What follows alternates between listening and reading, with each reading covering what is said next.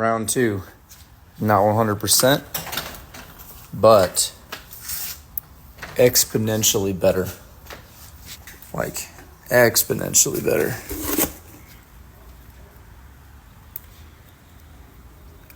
Obviously need to cut off the excess.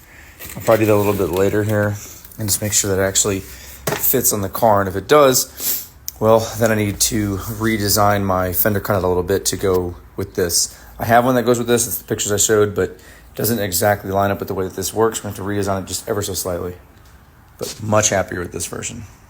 All right, so again, I just decided to do it real quick, rough and dirty fit there. You'll see what I mean.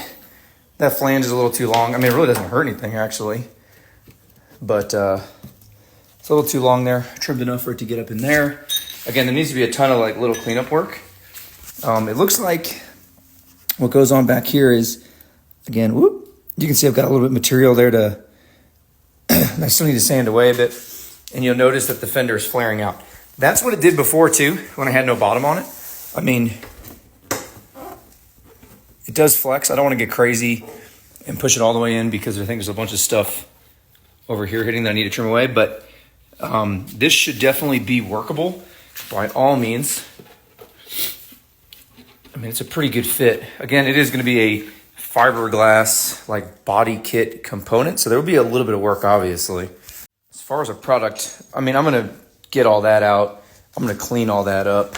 But this is a much better, there's still a little bit of like some wrinkling. And I'll be honest, this is my like second time really ever doing gel coat. So maybe that's normal. Not a huge fan of it. There's no like big pits and craters. I was just cutting on it, sanding on it with a cutoff disc, like an angle grinder, and it stayed on there. So I think we're good. I just need to like, you'll see this, but there's still some more line I need to trim up there. Like I said, it's more now like minute work to get all in the car.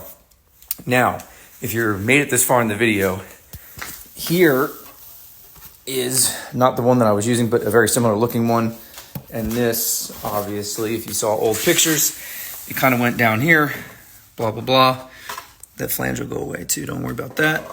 And then this bolted up, something like that. Now, to make everything cheaper, what I'm debating is basically two fiberglass top halves. Super light is what it is. And then maybe even just 3D printing these. This is still not the finished one, but it would look something like this. This is 3D printed. And then there's fiberglass reinforced on the backside. I'd probably use the same color, maybe all just black.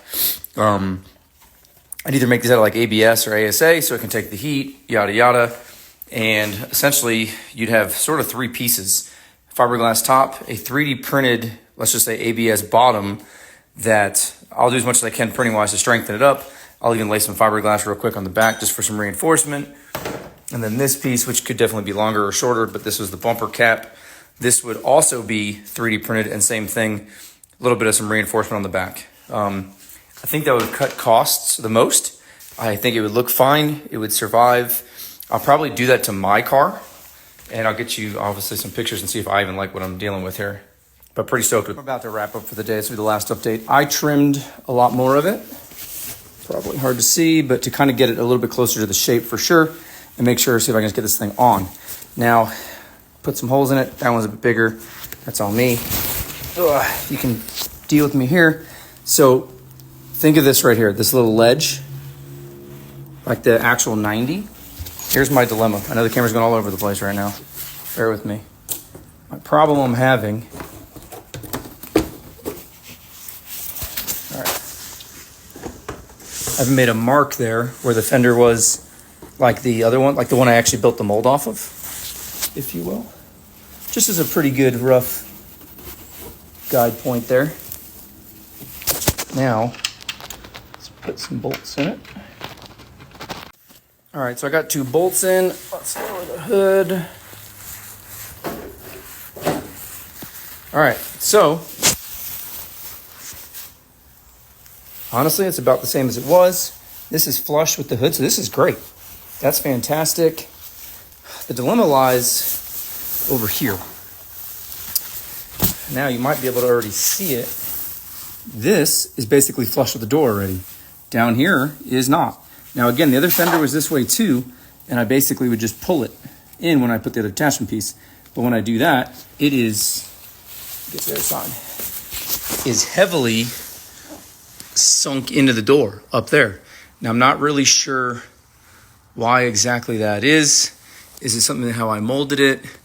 Or is it that flange? Like, did I use too much fiberglass up inside, like it's too thick, that it doesn't allow the fender to arguably come this direction more? I don't know. I don't think it's the mold. I mean, it's keyed in. It's pretty good. It feels flat. Like there's no give in the silicone. I don't think that's the issue. Like when I tuck the fiberglass hand laid up in there, I'm wondering if I just used too much, that it's just now like too thick, that it doesn't allow the fender to sit exactly right. I don't know. I'm trying to see if I can fix this for myself at least, and then product-wise resolve that. Because everything else came out pretty good. I mean, there's like some stuff where I'd have to like small body filler here and there, but I mean, what's weird is it fits like this perfectly. Like it matched exactly.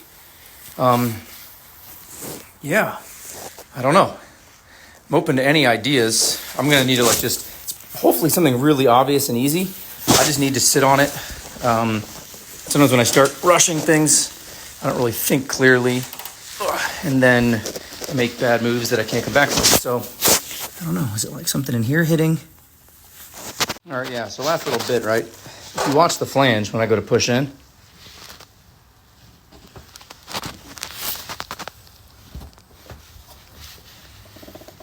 I mean, it picks up. There's no doubt about that. I don't know. I mean, just for conversation, just so everyone's aware, I used, for the first coat, I used 0.75 ounce, and then I didn't think I shoved any more in there, to be honest with you, because I thought of this as a potential issue. And then I used a 1.5 ounce for a second layer all around it. The Fender's pretty strong. I mean, this shitty one still has the same stuff. And I mean, the Fender, there's enough fiberglass for sure. Should my layup coat inside of there be arguably like, I don't know, some other kind of thinner than 0.75 be my first layer? And then from that point, just do what I did kind of. Just don't shove stuff up in there. Or does it need to be fucking vacuum bagged? I don't know.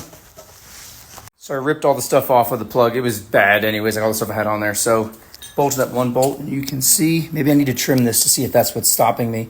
If I trim the other one to that point, I can at least use my 2 Sharpies. But point, I'm gonna use my thumb to get level with the door. Bazinga. It's gotta be something up in here. Is this too thick? Like back on this flange? Annoyed.